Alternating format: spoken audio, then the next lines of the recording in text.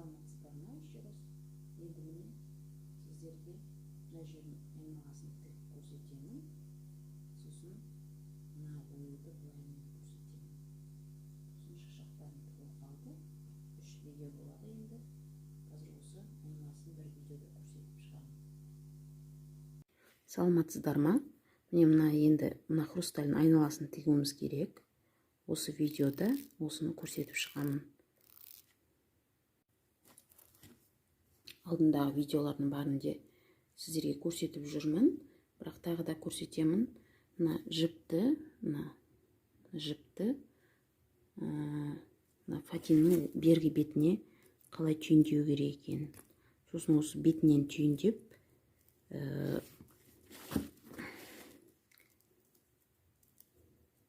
аласыз да, бетін пайеткамен басып кетесіз. Үш жерден түйіндеп алдым.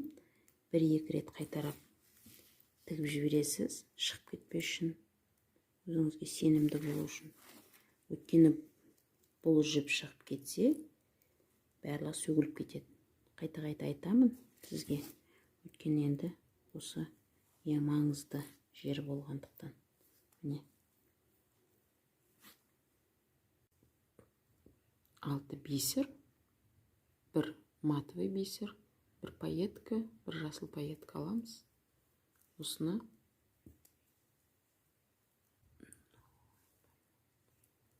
ортасынан алып шықты.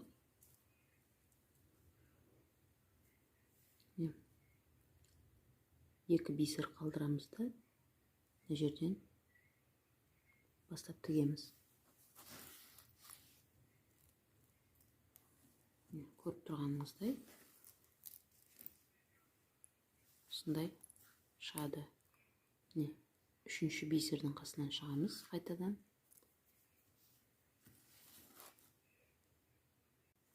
Мына пайетканың жанынан кіргіземіз.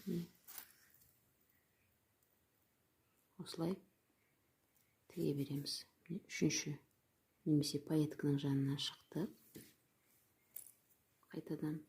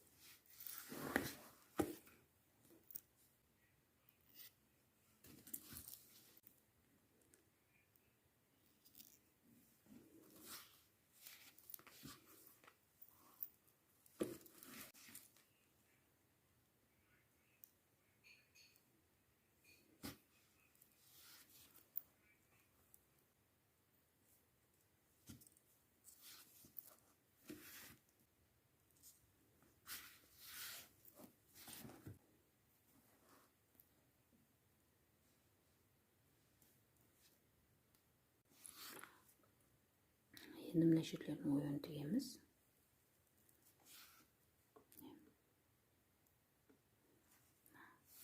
Ең түбінен алып шығамыз жіпті. Бұл жерге мынандай беконымыз керек болады. Бір матовый бисер керек болады. Кәдімгі кішкентай пайетка, орташа пайетка, үлкен пайетка. Осыларды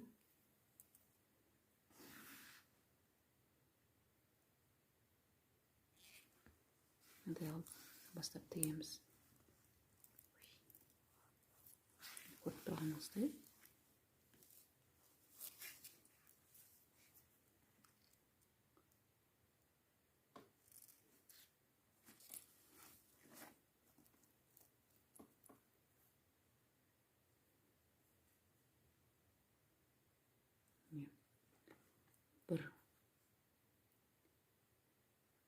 сектарус, бір бисер.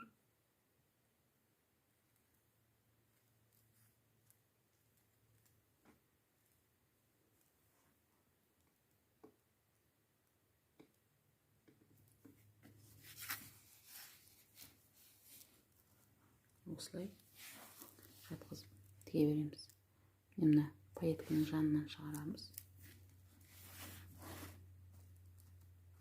Сөйлесек әдемі болып шығады.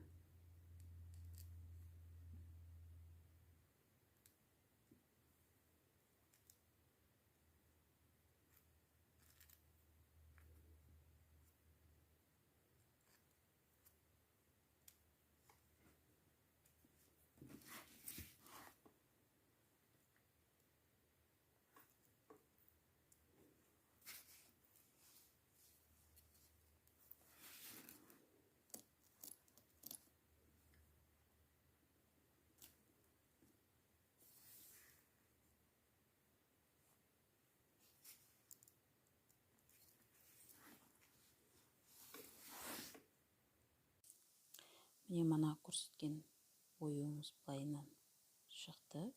Соңына дейін апарып тігесіз. Міне яғында солай соңына дейін апарып тіккен кезде осындай әдемі ою шығады.